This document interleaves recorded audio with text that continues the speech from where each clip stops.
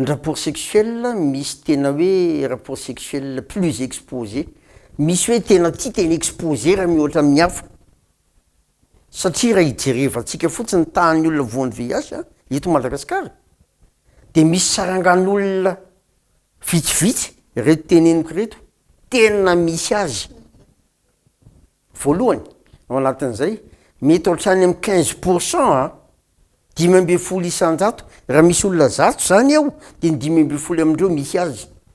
Ny MSM ny tiako tenenina de ny lehilahy manambady lehilahy, reo zany ny tena betsaka ao anatiny.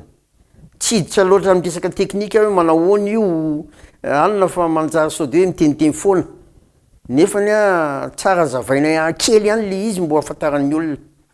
Ny tsinaim-body tompoko sady be lalan-drà be mora rovitra de tsy magaga le virus any anatin'ny rà raha le olona mampiditra sy le olona hidirana samy vody holy, fa exposé kokoa le olona hidirana noho le mampiditra satria le mampiditra miala aingana fa le ray mitahiry.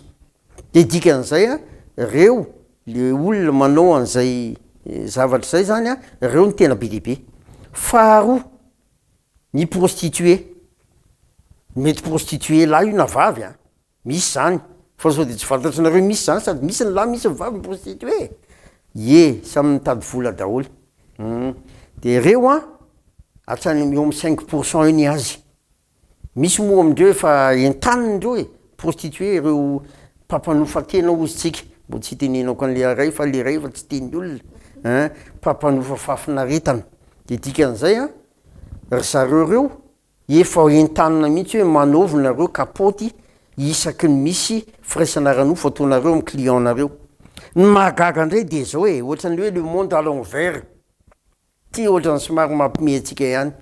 Le olona mandovola indray le client le mpampanofa fafinaretana indray no manao am'le olona hoe za ve ozy izy andovola aminao de anao kapoty asa azonareo le izy fa tena ohatrany hoe mampimehy zany le izy tsy ny VIH anake ny azony firaisana ranofo hépatite B, hépatite C zany syphilis, ny plénorragie isan-karazany zany azo daholo. De dikan'izay mila mitandrina tsara miresaka firaisana ranofo inona ny zavatra ataon'ny olona efa manomboky ny olona zao mitsindrona héroïne mitsindrona ny seringue nefa ray ihany satria tsy foy hoarina na goutray aza.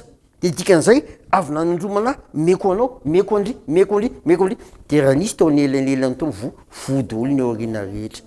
Mandra-pahita ny fanafody masitra anazy tanteraka aloha de io ARV io ihany ny antsika fa mahomby ny ARV ny ARV nanavitra olona be dehibe matoa ny olona matin'ny VIH tonga any amin'ny sida de tara loatra zay ny nandraisana tanana azy fa raha hoe hita meloa izy milamine hoe la velona mandra-pahafaty.